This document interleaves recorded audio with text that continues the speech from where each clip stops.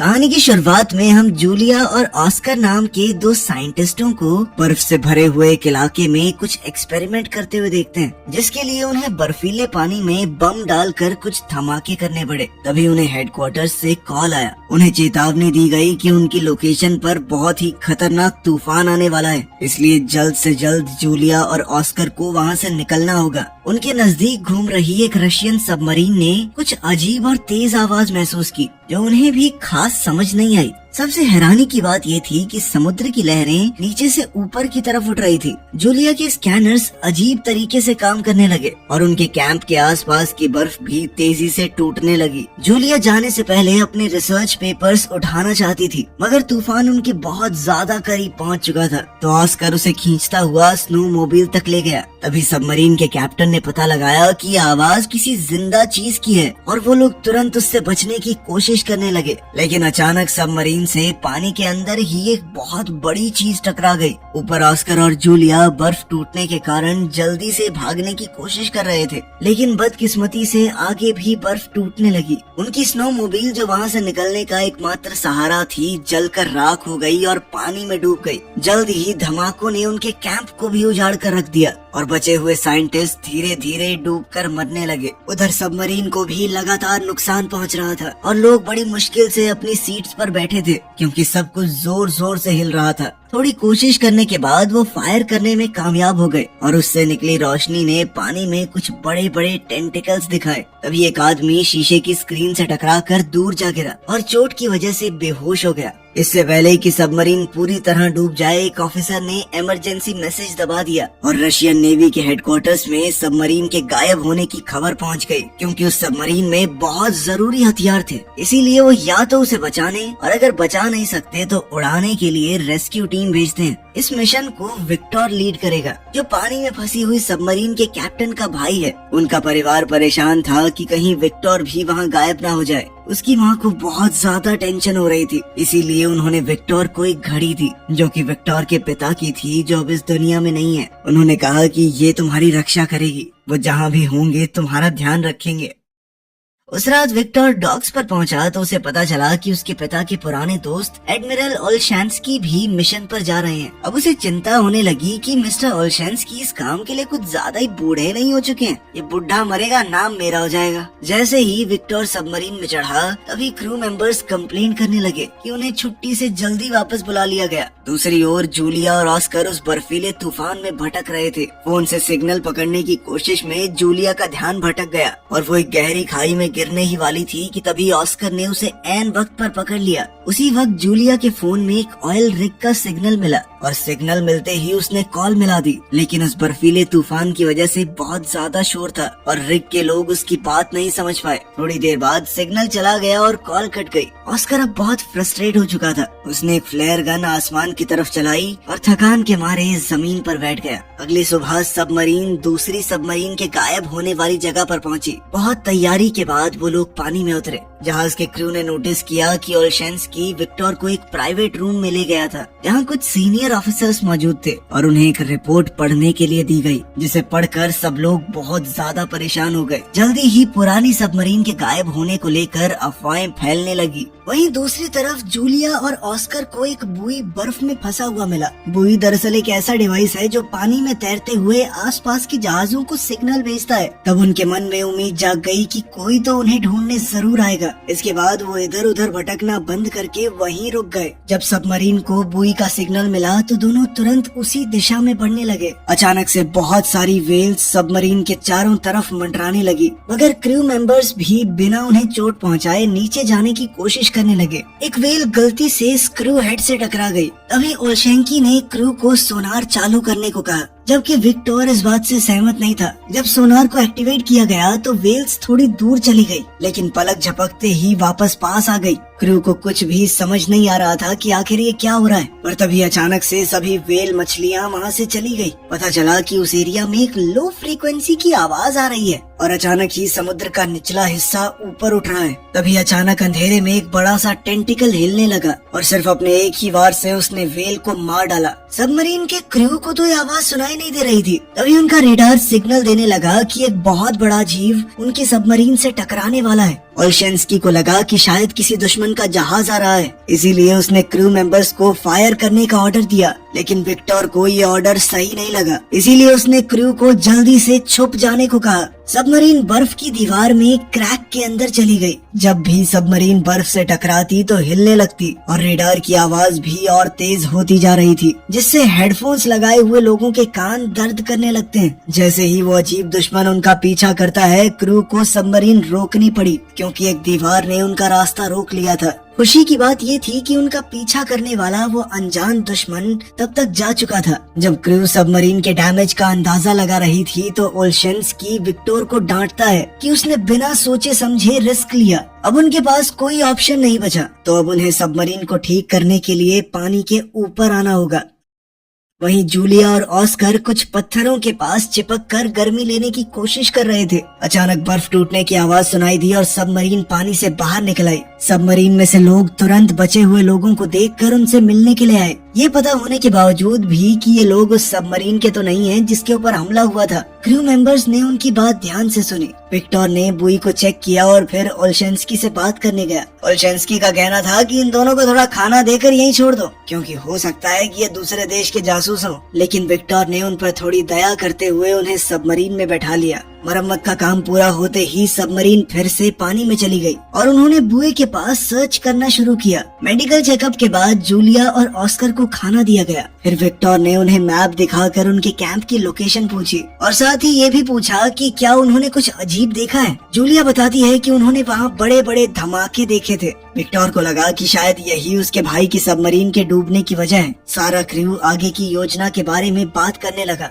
लेकिन ओल्शेंस्की ने कहा कि हमें वापस चलना चाहिए क्योंकि थोड़ी देर पहले रडार में जो भी चीज थी वो खतरा वापस आ सकता है। अगर हम पर फिर से अटैक हुआ तो इमरजेंसी सिग्नल भेजना तक मुश्किल होगा। लेकिन विक्टर अपने भाई को ढूंढने के लिए बेचैन था और ऑर्डर देता है कि सबमरीन जूलिया के कैंप की तरफ ले चलो। ओल्शेंस्की ने विक्टर को दूर ले जाकर चेतावनी दी कि ये दूसरी बार है जब उसने गलत फैसला लिया है। अगर एक और बार ऐसा हुआ तो सब कुछ खत्म हो जाएगा। विक्टर ने अपने एक साथी को समझाया कि हमें जल्दी करनी होगी क्योंकि अगर दूसरी सबमरीन में कोई जिंदा है तो उसके पास ऑक्सीजन कम ही बची होगी। तभी जूलिया को एक अजीब सी आवाज सुनाई दी। ऑस्कर कहता है कि ये सोनार की आवाज है जो दूसरी सबमरीन को ढूंढ रही है। खोज कुछ देर तक चलती रही, लेकिन फिर रेडार दिखाता है कि वो अजीब दुश्मन फिर से उनका पीछा कर रहा है। विक्टर ने क्रू से कहा कि पहले की तरह एक छुपने की जगह ढूंढो, लेकिन इस बार उनके आसपास कोई इस तरह की जगह नहीं थी। लेकिन वही पास में एक ऑयल रिग मौजूद थी, तो विक्टर ने सोचा कि वहाँ पर छुपने की जगह मिल सकती है। जब सबमरीन पानी की सतह पर आने के लिए तैयार हो रही थी, तब ऑयल रिग के सभी वर्कर्स समुद्र से उठ रहे बड़े बड़े टेंटिकल्स को देखकर हैरान रह गए। उन्होंने तुरंत अलार्म बजा दिया। टेंटिकल्स रिग पर अटैक करना शुरू कर देते हैं और सारी बिल्डिंग गिरने लगती है। कई जगह तो जबरदस्त धमाके भी होने लगे। बहुत से वर्कर्स ने घबराकर भागने की कोशिश की, लेकिन उनके पास कहीं जाने की जगह ही नहीं थी क्योंकि पूरा का पूरा स्ट्रक्चर ही टूट रहा था।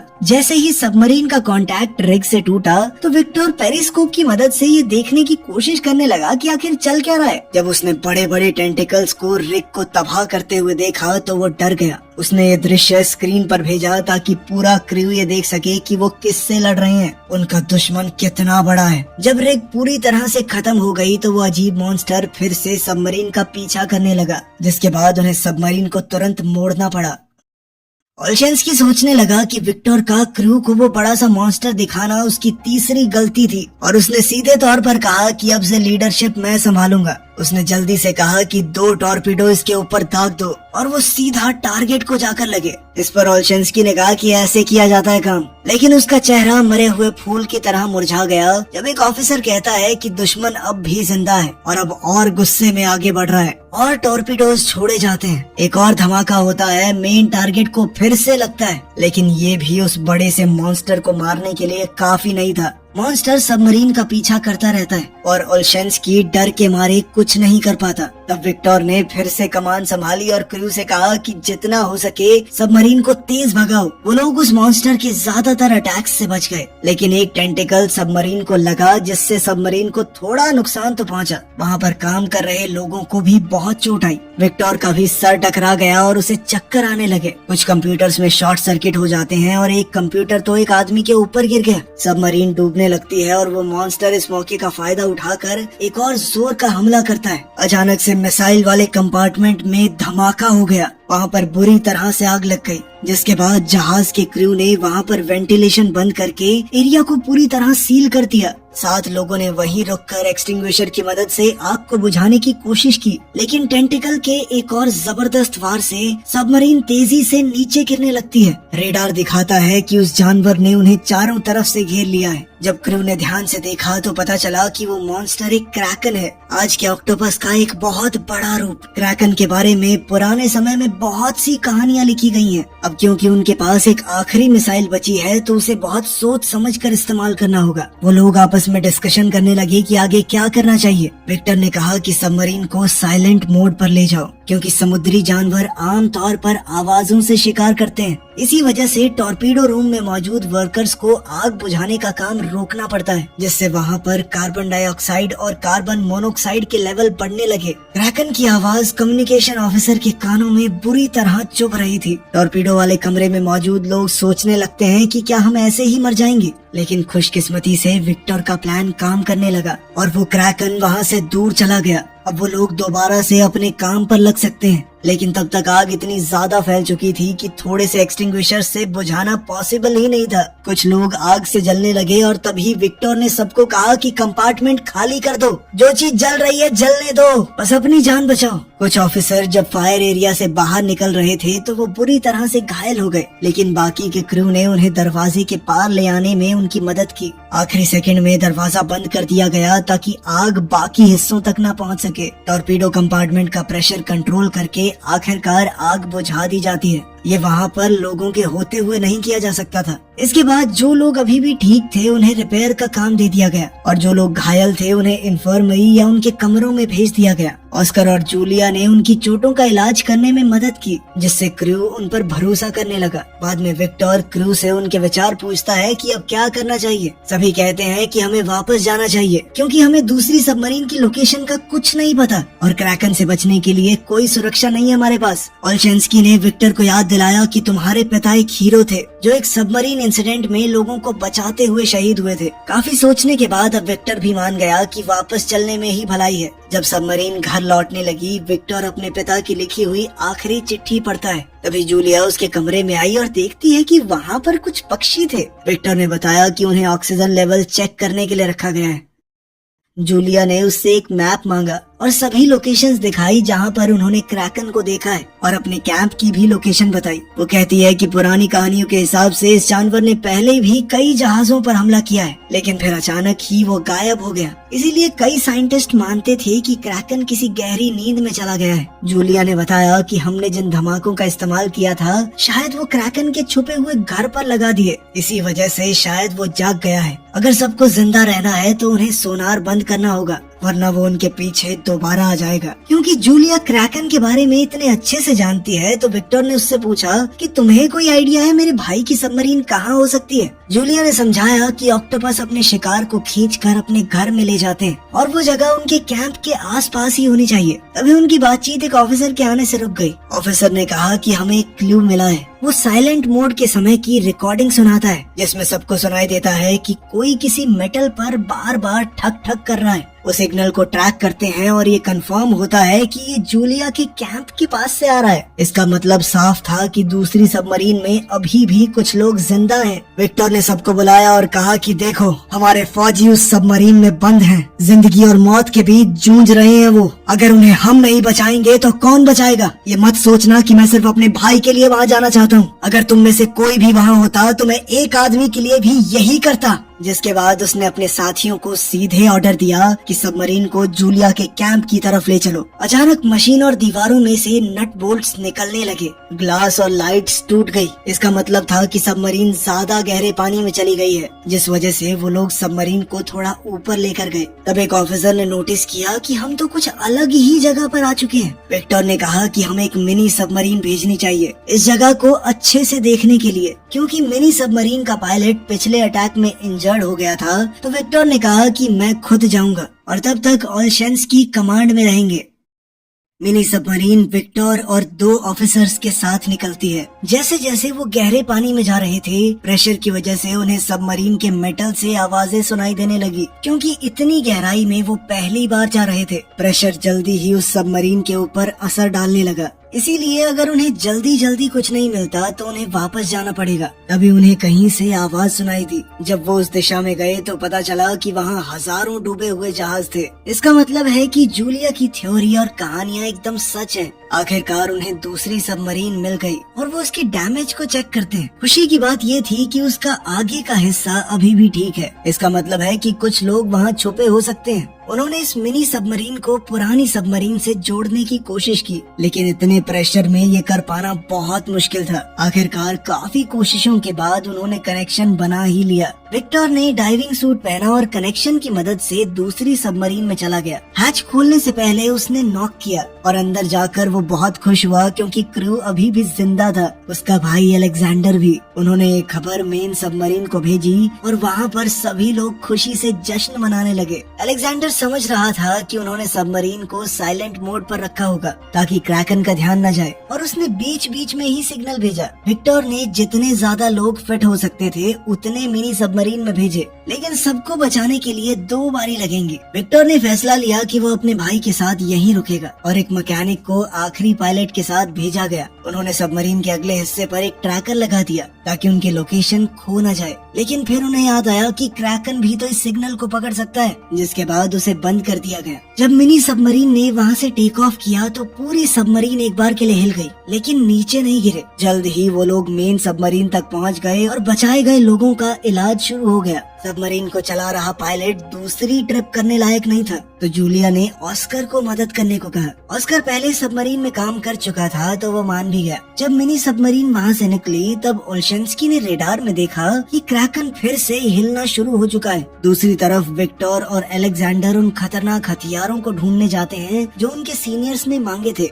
उन्होंने डिस्ट्रॉयड एरिया में जाके तिजोरी से कोड निकाले, लेकिन जब उन्होंने कंप्यूटर में कोड डालने की कोशिश की तो सिस्टम ने काम नहीं किया। लेकिन विक्टर हार मानने को तैयार नहीं था और काफी सारे बटन दबाने के बाद कंप्यूटर ऑन हो गया। उन्होंने देखा कि ये हथियार अभी भी काम कर रहे हैं। उस हथियार में से निकलने वाले सिग्नल को मिनी सबमरीन ने पकड़ लिया और उस सिग्नल का पीछा करते हुए वहाँ पहुँच गए। लेकिन मेन सबमरीन में सब लोग डर चुके थे, क्योंकि क्रैकन उनके बहुत करीब आ चुका था। क्रू ने जल्दी से सबमरीन को समुद्र के निचले हिस्से में लैंड कर दिया और साइलेंट मोड में चले गए। क्रैकन ने एक बड़ा पत्थर सबमरीन पर फेंका, जिस वजह से सबमरीन को चोट लगी और पानी एक कंपार्टमेंट में घुसना शुरू हो गया और क्रूज डाउट में पड़ गया कि वो साइलेंट मोड कितनी देर तक रख पाएंगे। जल्द ही मिनी सबमरीन विक्टर की लोकेशन तक पहुंच गई और जब डॉकिंग हो रही थी तब गलती से ट्रैकर ऑन हो गया। क्रैकन मेन सबमरीन पर अटैक करने ही वाला था, लेकिन ट्रैकर का सिग्नल पाते ही वो अपनी गुफा की तरफ बढ़ा। ओल्शेंस्की ने क्रू को ऑर्डर दिया कि जल्दी से इस मौके का फायदा उठाकर ऊपर चलो। इसी दौरान विक्टर पाइप के थ्रू हथियारों वाले कमरे तक पहुंचने की कोशिश कर रहा था, जो क्रैकन के हमले की वजह से ब्लॉक हो गया था। अलेक्जेंडर ने मिनी सबमरीन के डॉक की आवाज सुनी और अपने क्रू को जाने के लिए कहा, जबकि वो अपने भाई का इंतजार करने लगा। आखिरकार विक्टर हथियारों वाले कमरे में पहुंच गया और उसने मिसाइलों के अंदर कोड डालना शुरू कर दिया, जबकि अलेक्जेंडर कंप्यूटर में कोड डाल रहा था। हथियार लोड होने में थोड़ा टाइम लग रहा था। इसी बीच क्रैकन ने उन्हें ढूंढ लिया। सभी लोग उसके हमले के लिए मानसिक तौर पर तैयार थे। जब उसके टेंटिकल्स सबमरीन के चारों तरफ घूम रहे थे, दोनों भाई आपस में बात करते हैं और अपनी पुरानी लड़ाइयों के लिए एक दूसरे से माफी मांगते हैं। क्रैकन ने एक झटके में सबमरीन का आधा हिस्सा तोड़ दिया, लेकिन वो हिस्सा तो पहले ही खाली था। क्रैकन अब दोबारा अटैक करने ही वाला था। दोनों भाइयों ने एक साथ बटन दबा दिया ताकि हथियार फायर हो सके। अब पानी सबमरीन में घुसने लगा तो विक्टर जल्दी से पाइप के थ्रू वापस अलेक्जेंडर के पास गया। वो हथियार जल्द ही खुद ब खुद फटने वाले थे, तो दोनों भाई तेजी से निकलने की कोशिश करते हैं। सबमरीन अब डूब रही थी और जोरदार लहरों की वजह से कॉरिडोर में पानी आ रहा था, जिस वजह से दोनों भाई अलग हो गए। विक्टर ने अलेक्जेंडर को ढूंढते हुए उसका हाथ पानी से बाहर निकलते हुए देखा। विक्टर ने तुरंत उसका हाथ पकड़ा और अपने पास खींचने लगा, जब तक अलेक्जेंडर सही सलामत उसके पास नहीं आ गया। दोनों भाई सीढ़ियां चढ़कर मिनी सबमरीन में घुस गए और दरवाजा बंद कर लिया ताकि पानी अंदर न आ सके। अब सिर्फ 2 मिनट बचे हैं धमाके के लिए, लेकिन मिनी सबमरीन लॉन्च नहीं कर पा रही थी। जब वो लोग मेन सबमरीन के साथ जुड़े जुड़े नीचे गिरने लगे तो विक्टर को इमरजेंसी लीवर याद आया। उसे खींचते ही मिनी सबमरीन आखिरकार डिस्कनेक्ट हो गई। फिर वो तेजी से निकलते हैं और हथियारों के फटते ही जो शॉक वेव निकली उन्होंने मिनी सबमरीन को समुद्र में घुमा दिया। ऊपर मेन सबमरीन में सब लोग बस उनके सही सलामत ऊपर आने का इंतजार कर रहे थे। कुछ देर बाद सब लोगों के हौसले टूट ही रहे थे कि तभी पानी में कुछ बबल्स दिखने लगे। वो मिनी सबमरीन ही थी जो आखिरकार ऊपर आ चुकी थी। आखिरकार वो सभी लोग बच गए और दोनों भाई एक साथ अपनी माँ से मिले।